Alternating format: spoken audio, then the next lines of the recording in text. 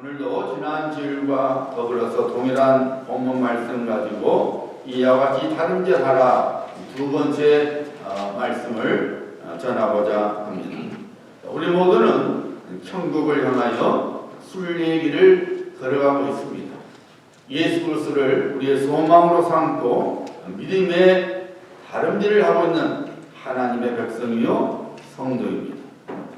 우리들이 이 세상에서 어떤 삶을 살아간다 할지라도 예수 그리스도 앞에 서는 날 의의 멸류관을 받아 쓰지 못하면 우리의 인생은 실패로 끝나고 마는 것입니다. 지난 주일에 말씀드린 대로 애국으로부터 탈출하는 것도 중요하지만 더 중요한 것은 가나안 땅에 들어가는 것입니다. 우리들이 이 세상에서 순례길을 어떻게 걸어가야 하는지를 사도 바울의 간증을 통해서 배워야 합니다. 의의 멸류관을 받아 쓰기에 합당한 삶을 살았던 사도 바울의 삶을 통해서 우리 역시 그런 삶을 살아가야 합니다. 우리가 믿음의 순례길을 다름질할 때에 어떻게 다름질해야 하는지가 예수 그리스도를 바라보면서 순례길을 달려가야 한다고 지난주에 말씀드렸습니다. 오늘도 계속해서 두 번째 말씀을 보고자 합니다. 자, 오늘 24절 말씀 보시길 바랍니다. 25절 말씀 보시길 바랍니다. 이기기를 다투는 자마다 모든 일에 절제하나니 그들은 썩을 승리자의 관을 얻고자 하되 우리는 썩지 아니할 것을 얻고자 하노라. 우리가 믿음의 순례의 다름질을 할 때에 어떻게 달려야 되느냐? 모든 일에 절제해야 합니다. 사도 바울은 성도가 살아가는 방식을 당시에 있었던 이스티미안 운동 경기를 예로 들어 설명하고 있습니다. 이 이스티미안 운동 경기는 고린도에서 3년마다 개최되었던 오늘날의 올림픽 경기와도 같았습니다. 이 고린도교회 성도들은 3년마다 자기 동네에서 일어난 운동 경기였기 때문에 사도 바울의 의도를 쉽게 이해할 수가 있었죠. 사도 바울은 신앙생활을 운동 경기에 비유하여 지금 영적 진리를 선포하고 있는 것입니다. 운동 선수들이 승리의 관을 쓰고자 한다면 자기가 하고자 하는 일들을 절제하고 오직 운동에만 집중해야 하는 것처럼 순례길을 달려가는 성도는 모든 일에 절제하지 않으면 안 된다는 것입니다.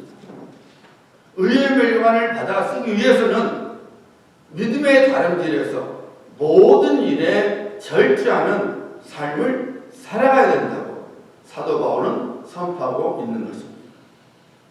옛날부터 경기도 평택 지방에 내려온 이야기입니다. 가난한 농부가 밭을 갈다가 항아리 하나를 발견했습니다. 항아리가 쓸만하게 보여서 집에 가져가서 괭이나 호미 같은 것을 넣어놓으면 참 좋겠다는 생각이 들어서 그 농기구를 담는 그릇으로 삼고자 항아리를 가져갔습니다. 그런데 놀라운 일이 벌어졌어요. 농부가 일하러 가려고 그 항아리 속에 넣어놓은 괭이를 끄집어내면 또 다른 괭이가 나오는 거예요. 농부의 아내가 일하기 위해서 호미를 꺼내면 또 다른 호미가 나오는 것입니다. 두 부부는 너무나 놀랐어요. 뭐든지 넣었다가 꺼내면 같은 것이 또 나오는 거예요. 옷을 집어넣었다가 빼내면 또 다른 옷이 나오는 거예요. 돈을 집어넣었다 꺼내면 또 돈이 나오는 거예요. 밥을 넣으면 50과 먹을 게 충분한 밥이 또 나오는 거예요. 그렇게 해서 이 가난한 농부가 부자가 된 겁니다. 그 소문을 들은 같은 동네에 부자 영감이 찾아왔어요. 이 집에 이상한 항아리가 있다지? 예, 그렇습니다. 그거 어디서 났는가? 예, 제가 우리 밭에서 났습니다. 그러자 부자 영감이 하는 말이 원래 밭주인은 나일세. 내가 그 팔 때 밥만 팔았지 그 항아리는 판 것이 아니네. 그 항아리는 우리 조상 대대로 내려온 것이니까 그 항아리 내놓았어. 농부가 내놓을 리가 없잖아요. 아닙니다. 제가 밭을 샀으니 이 밭에서 나온 항아리 제 것입니다. 아니야. 밥만 팔았지 항아리 판 거 아니야. 두 사람이 옥신각신 싸움을 하다가 결국 이제 문제 해결을 하기 위해서 그 마을 사또를 찾아갔습니다. 사또 앞에서 서로 항아리가 자기 것이라고 주장을 하니까 그 이야기를 듣던 사또의 마음에 욕심이 생겼어요. 그래서 하는 말이 이 항아리는 이것도 아니고 이것도 아니다. 이건 나라의 것이니 여기 놔두고 가라. 사또가 놔두고 가라니 어떻게 해요? 그 두 사람이 항아리를 놔두고 갔습니다. 사또는 기분이 좋아서 그 항아리를 자기 대청마루에 딱 두었습니다. 그리고 100세 된 아버지도 부르고 온 식구를 불러서 또 자랑하는데 아버님 이 항아리는 보항아리입니다. 이것만 있으면 못할 것 없습니다. 하고 자랑을 했어요. 그리고 잠시 잃어서 사또가 이제 자기 일 업무를 보기로 갔는데 100세 된 아버지가 궁금한 거예요. 이 항아리 속에 뭐가 들었는가 하고 이 항아리 속에 들여다보다가 펑 빠져버렸어요. 아이고 애비야 나 살려라. 사또가 그 말을 듣고 항아리 속 빠진 아버지를 끄집어내니까 웬걸 아버지가 나오는데 또 아버지가 나오고 또 아버지가 나오고 또 아버지가 나오고 그러더니 대청마루에 100세 된 노인이 막 찬 거예요. 전부 다 하는 말이 내가 네 애비다 내가 네 애비다 하는 거예요. 사또가 화가 나서 항아리를 마당으로 던져 깨버렸다는 겁니다. 여러분 사람은 본래 죄성으로 인하여 이 탐욕의 본능이 있기 때문에 절제의 미덕을 갖는 것이 몹시 힘듭니다. 그럼에도 불구하고 절제의 열매를 맺지 못하면 끝까지 천국 순례길을 마치지 못하는 위험이 반드시 따르게 되어 있습니다. 하나님께서 광야 생활을 하는 이스라엘 백성들에게 만나를 공급해 주셨죠.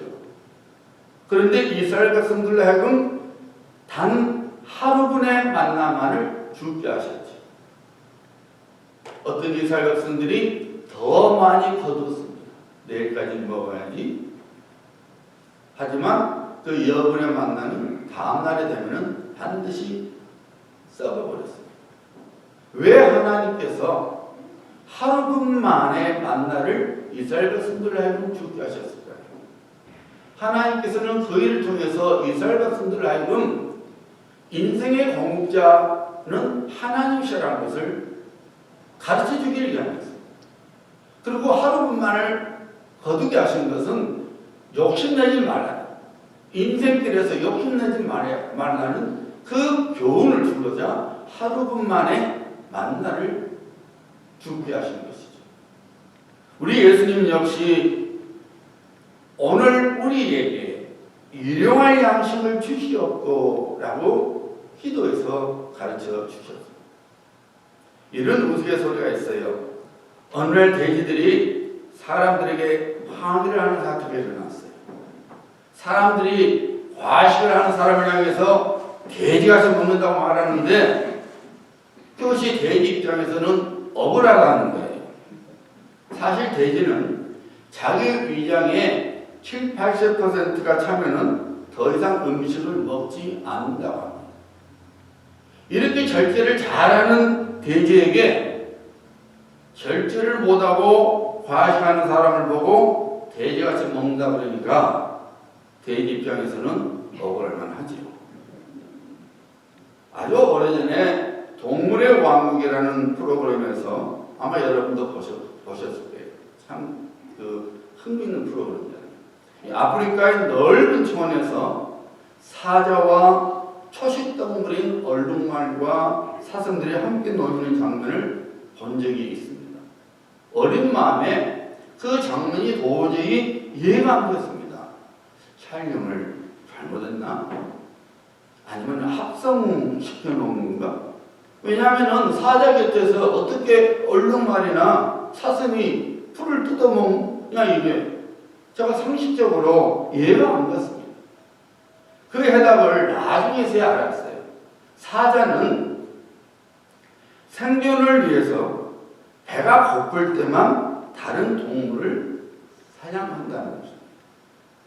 배가 부르면 다른 동물들을 잡아먹지 않는다는 겁니다. 그 사실을 알기 때문에 얼룩말들이나 사슴들이 사자 곁에서도 풀을 뜯어 먹는 것입니다. 반면에 인간들은 어떻습니까? 10개를 갖고 있으면서도 1개를 갖고 있는 사람인 것도 빼앗고자 하죠. 탐욕과 탄심으로 가득 찬 동물이 우리 인간입니다. 성경에 보면은 절제하지 못하고 탐욕으로 인하여 망하는 인생들이 많이 증거되고 있죠. 아담과 하와가 대표적인 사람입니다. 모든 것을 갖추어진 에덴 동산에서 탐욕으로 인해서 하나님의 말씀에 불순종하여 선악을 알게 하는 과실을 따서 먹고 말았습니다. 결국 죄가 이 세상에 들어오게 만든 장본인이 되었죠. 에덴 동산에서 쫓겨나야만 했습니다. 힘든 노동과 해산의 수고를 겪어야만 했습니다.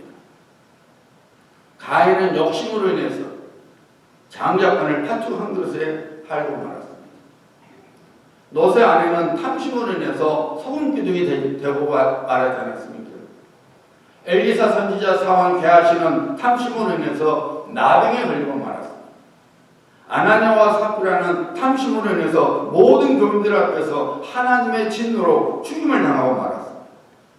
이 외에도 절제하지 못하고 탐심으로 인하여 인생이 망가지고 죽음을 당한 사례들이 성경 속에 많이 있습니다.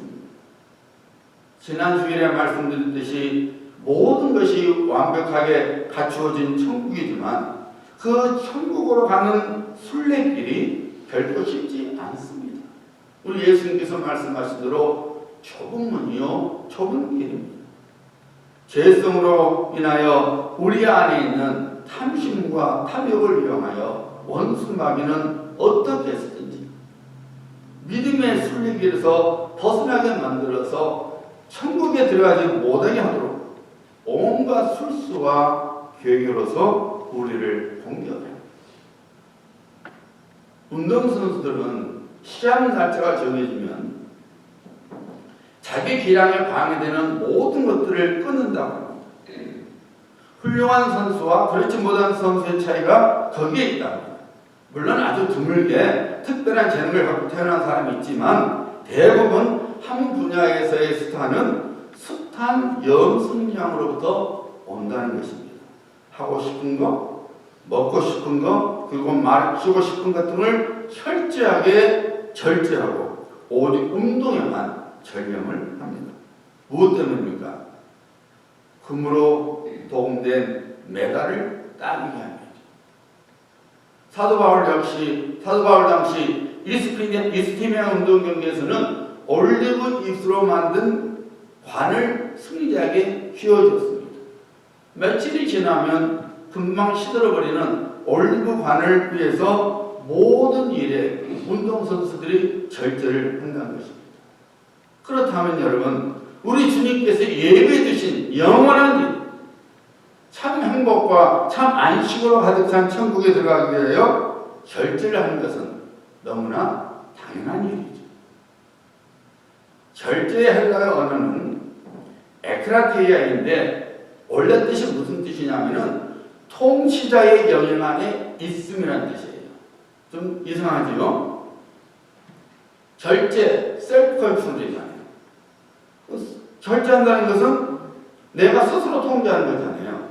내가 하고 싶지만은 내가 하지 않는 거, 내가 먹고 싶지만은 내가 먹지 않는 거, 내가 마시고 싶지만은 마시지 않는 것, 이것이 절제이죠. 셀프 컨트롤입니다. 그런데 절제의 단어의 원래 의미는 통치자의 영역 안에 있음이라는 거예요. 좀 이상하죠? 이는 무슨 교훈을 우리에게 주고 있는 겁니까? 절제라는 것은 내 힘과 내 능력으로 되지 않고 나를 다스리시는 분의 통치를 받을 때에 가능하다는 거예요. 우리가 성령님의 다스림을 받게 되면은 절제 열매를 맺게 된다는 것입니다. 내가 하고 싶다고 절제를 하는 것이 아니라 나를 다스리시는, 내 안에 계시는 성령님의 다스림을 받을 때에 우리가 절제의 열매를 맺게 된다는 것입니다. 어떤 장로님은 어렸을 때 신발 트라우마를 겪은 탓에 신지도 않을 것이면서도 사고 싶은 신발은 무조건 사는 바람에 집안에 신발로 가득 차 있다는 것입니다. 어떤 자매는 입을 것도 아니면서도 무조건 사는 쇼핑 중독증의 포로가 되어 살아간다는 거예요. 오늘은 꼭 보기만 하고 사지 않을 거야 하고 다짐을 하고 몰에 가서 옷을 구경만 하고 돌아서려고 하면은 귀에 이런 소리가 들린대요. 예, 저 옷을 입기만 하면은 뒷모습도 그렇게 예쁠 수 없단다. 그러니 또 사게 된다는 것입니다. 내가 사지 말아야지 안 된다는 거예요. 내가 그래도 명성이 작은데 신발 사지 말아야지 안 된다는 거예요. 보면은 사게 된다는 거예요. 사랑하는 장로님들, 사랑하는 성도님들, 천국만에 들어가고자 하십니까? 주님 앞에 서는 날 의의 멸류관을 받아 쓰고 싶으니까 사도 바울의 권면대로 모든 일에 절제해야 합니다. 그런데 우리의 힘과 능력으로 안 되는 것입니다. 우리 안에 가시는 성령님의 도우심을 구해야 합니다. 성령님의 다스림을 받아야 합니다. 그래서 성령님께서 깨닫게 해주신 대로, 성령님께서 우리 마음에 감동해 주신 대로 우리는 순종해야 합니다. 그러면 우리 삶 속에서 절제의 열매를 거두게 되고, 그런 삶 속에서 우리는 우리의 목적지까지 가게 된다는 것입니다. 그러면 여러분, 우리가 구체적으로 무엇을 절제해야 합니까? 첫째로 여러분, 우리가 믿음의 순례의 길을 걸어갈 때에, 천국을 향하여 믿음의 다른 길을 할 때에 무엇을 절제하느냐? 우리의 감정을 절제해야 합니다. 성령님, 제가 연약하오니 제 감정을 통제하게 하여 주시옵소서. 늘 구해야 합니다. 잠언 25장 28절 말씀입니다. 자기의 마음을 제어하지 아니하는 자는 성이 무너지고 성벽이 없는 것과 같으니라. 잘 들어보세요. 자기의 마음을 컨트롤하지, 제어하지 아니하는 자는 성읍이 무너지고 성벽이 없는 것과 같으니라. 우리들이 아무리 좋은 것들을 많이 갖고 있다 할지라도 우리가 사는 성과 성벽이 무너지고 만다면, 그리고 무너지고 없다면 무슨 성이 있겠습니까? 우리의 모든 것들은 다 도둑질 당하고 마는 것입니다. 이달 우리가 암송하는 구절 잠언 4장 23절이죠. 모든 지킬 만한 것 중에 더욱 내 마음을 지키라. 생명의 근원이 이에서 나오니. 우리가 지켜야 할 것이 많이 있지만 그 모든 것 중에서 더 프라이어리티죠. 더 정말 중요하게 지켜야 될 것은 마음이라는 것입니다. 우리 마음이라는 것입니다. 우리가 살다 보면 우리 마음이 무너지는 경우를 만나게 되지요. 사랑하는 사람을 잊는 경우가 생깁니다. 친한 사람이 배신하는 경우가 있죠. 자녀가 곁길로 가는 경우가 있습니다. 직장을 잃거나 혹은 사업이 실패하는 경우 등등을 만나기도 합니다. 며칠 전에도 한국 20대였던 여배우가 스스로 생명을 끊었습니다. 인기도 어느 정도 있었고 아주 예쁘게 생겼는데 사는 것이 너무 힘들다고 스스로 생명을 끊었습니다. 여러분, 우리 마음의 제방뚝이 무너지지 않도록 우리 감정을, 우리 마음을 절제해야 합니다. 우리 마음을 다스려야 합니다. 이미 말했듯이 우리 힘으로 되지 않습니다. 빌립보서 4장 6절과 7절 말씀, 우리가 잘 아는 말씀이죠.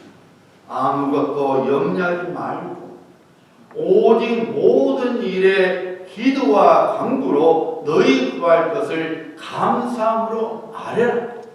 그리하면 모든 지각에 뛰어나신 하나님의 평강이 그리스도 예수 안에서 너희 마음과 생각을 지키시리라.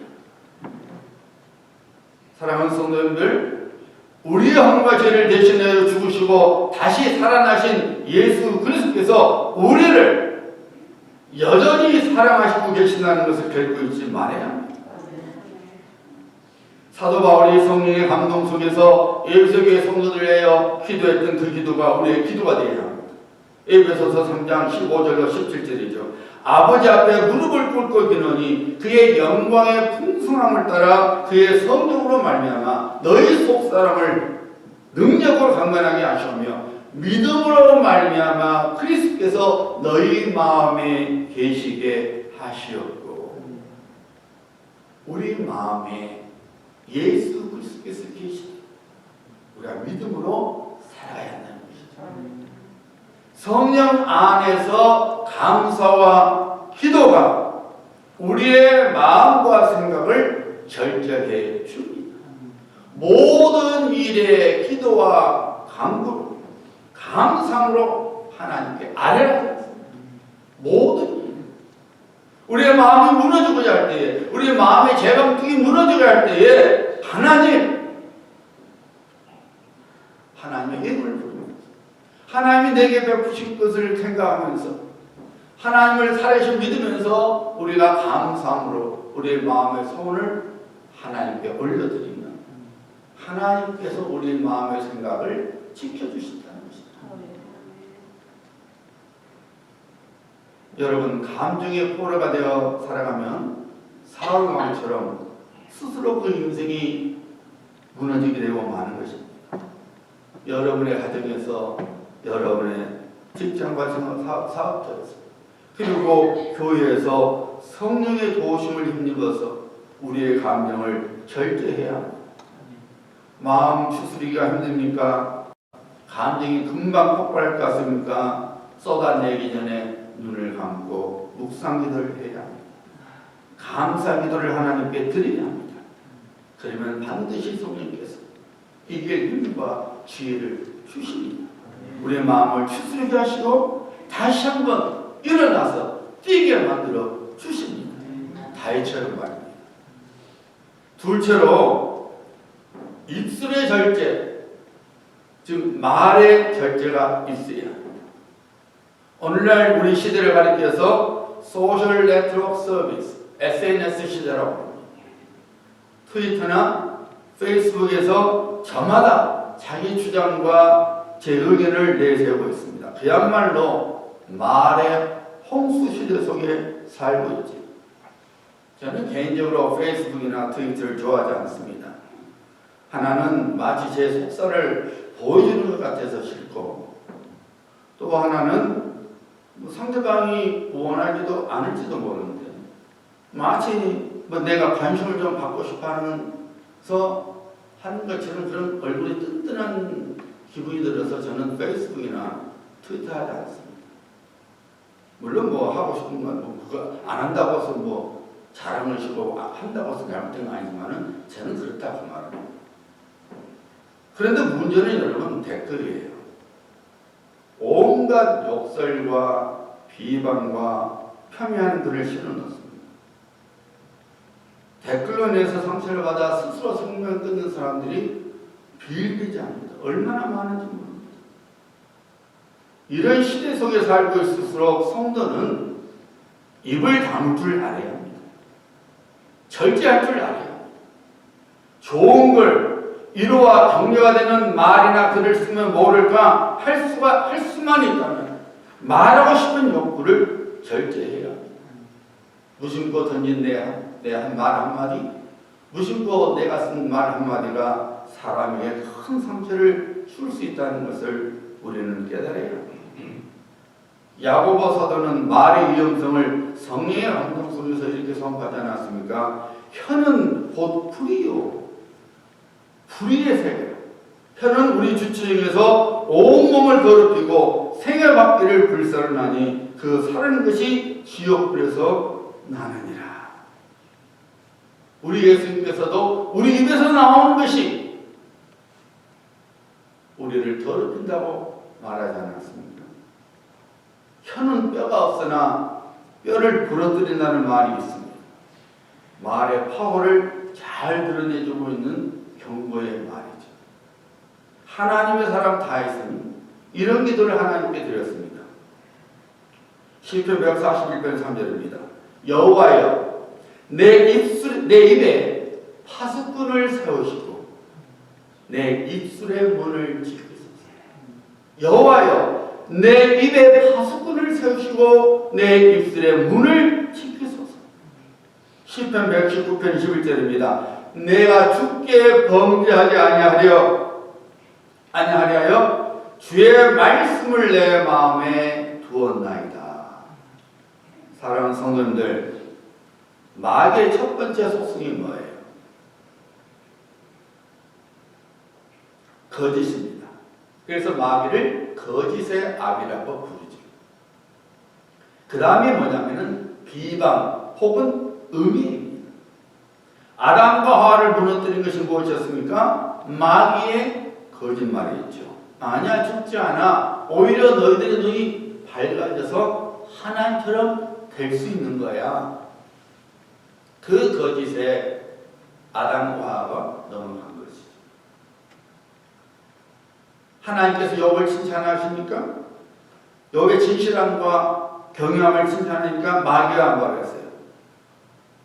하나님, 욥처럼 하나님께로부터 물질의 복을 많이 받은 사람이 왜 하나님 욕하겠습니까? 물질의 복을 뺏어보세요. 그러면 하나님은 경외하는지 안 할 겁니다. 음해하고 비방합니다. 물질을 뺏어갔죠. 그래도 여전히 욥이 하나님을 경외하고 신실하니까 욥이 마귀가 말하래요. 하나님 몸을 쳐보세요. 건강을 쳐보세요. 그래도 하나님 경외하는지 천만의 말씀 안 합니다. 음해하고 비방하지 않습니까?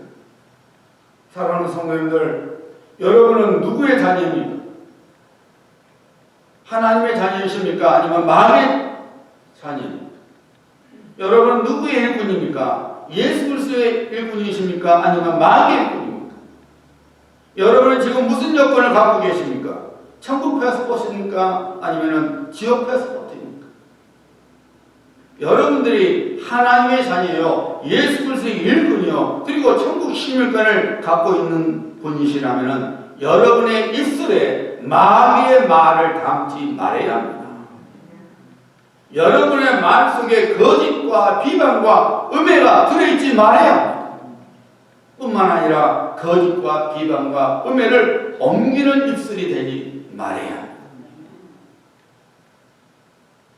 여러분이 하고 싶은 말을 다 품어내기 전에 먼저 필터링을 해야 합니다. 성령님, 제가 이 말을 하는 것이 덕을 세우고 은혜를 끼치는 것일까요? 아니면 성령님의 마음을 근심하게 하는 것일까요? 이렇게 자꾸 성령님께 구하고 여쭈다 보면요, 어느 날 성령님께서 우리에게 지혜를 주셔서 굳이 매번 성령님께 여쭈지 않아도 우리가 어떻게 말할지를 알게 해주십니다.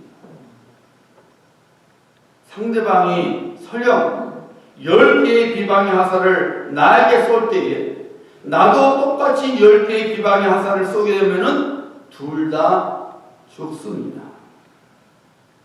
제가 종종 말씀드리지만은 악한 자를 미워함으로 인해서 나 자신까지도 하나님의 은혜와 복으로부터 떨어져 나가는 어리석음을 피해야 합니다. 저 악한 사람 때문에 나까지도 하나님의 은혜와 복을 받는 것이 막아지면 안 되는 거예요.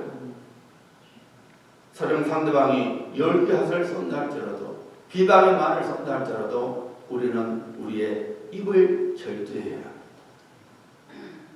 왜요? 똑같이 살면 안 돼요. 그 사람도 죽고 어차피 그 사람 죽는 거죠. 하지만 나도 죽는 거예요. 다윗처럼 우리 입에 파수꾼을 두어서 상대방은 물론 자기 자신까지도 죽이는 미련한 말을 하지 말아야 합니다. 정수된 물을 마시면 건강한 것처럼 절제를 통하여 말을 정죄하면 우리 삶이 건강해집니다.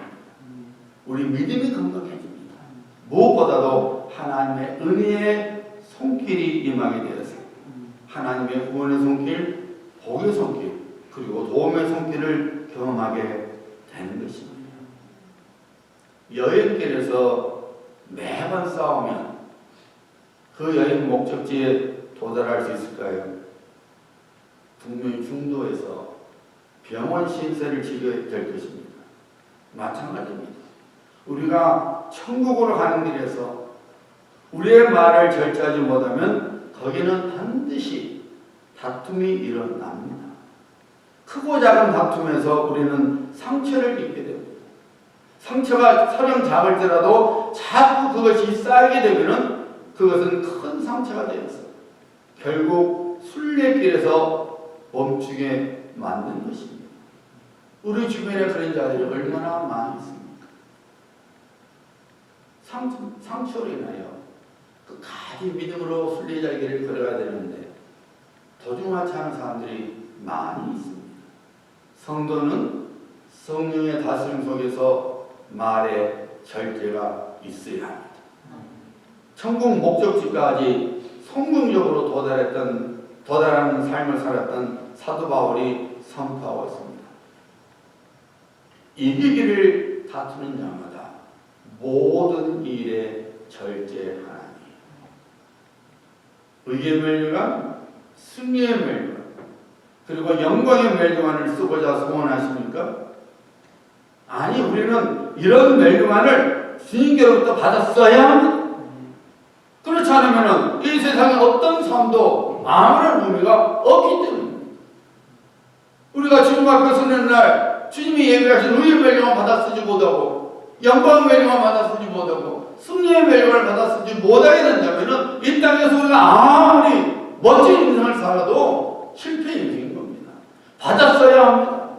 주님 앞에 서는 날 사랑하는 딸아, 사랑하는 아들아, 정말로 너 멋지게 살고 왔다. 너 정말 잘했다. 의의 멸류관을 우리에게 씌워주시고 영광의 멸류관을 씌워주시고 승리의 멸류관을 씌워주는 것을 우리가 바라보면서 살아가야 되죠. 그리고 받아야 합니다. 대한민국의 소원은 통일이죠. 우리 성도의 소원은 천국 입성이 되어야 합니다. 그러므로 우리의 다른 질 속에서 우리의 감정과 말을 절제해야 합니다. 그렇게 살아갈 때에 원수 마귀의 속임수와 궤에 넘어가지 않게 될 것입니다. 그렇게 살아갈 때에 예수께서 이미 이루어 놓으신 승리를 우리 것으로 삼게 되는 것입니다. 천국까지 우리가 어떤 믿음의 다른 일을 해야 합니까? 감정의 절제, 그리고 마음의 절제 속에서 달려가야 합니다. 이런 성도님들이 되셔서 천국의 주인공들이 다 되시기를 주 예수 그리스도의 이름으로 축복합니다.